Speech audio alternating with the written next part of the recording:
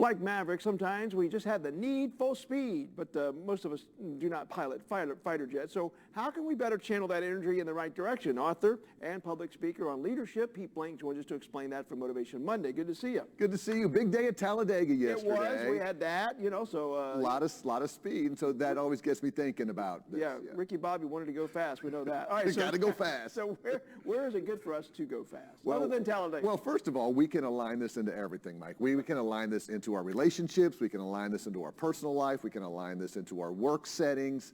There is a time when you have to go fast, a time when you have to go slow, and a time where it's just the whole Goldilocks thing. You know, it's just right. Yeah. And my wife and I were watching a movie this past weekend, and to tie it back to relationships, there was this high school kid who was dating this girl, and after 2 dates, he went, "I love you." And she goes, "Whoa, you're moving too fast." So again, there's certain times when it's okay to go fast. Like for me, Mike, it involves safety. Safety, sure. Things like that, it involves going fast. So let me ask you this. If you're ever driving down the interstate and you see someone going like 80 or 90 and passing you so fast, what's the first thing that you think about that person?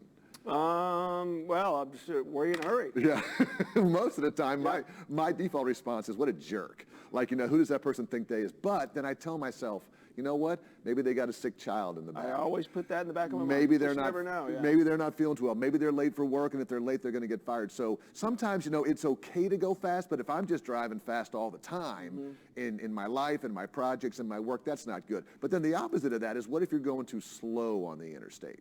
You know, I know that can frustrate a lot of people. Right, and can it also get over in the right-hand lane? Get over in the right-hand lane, but I mean, it can also cause accidents. It can also cause bad things to happen. So it's good to go slow sometimes when you're motivating somebody or coaching them or helping them get better. You can't just jump in and say, "Hey, here's what you want to do. Here's how you fix yourself. Here's how." Sometimes going slow is better there. But I think the key to this whole thing is, and this is why you're successful in Talladega, you know when to speed up, you know when to slow down, you know when to get in the groove, you know when to draft, you know when to follow, and that sort of metaphor applies to our lives as well. I like that. That's some good metaphor, Jerry. I'll get on my soapbox real quick. Yeah.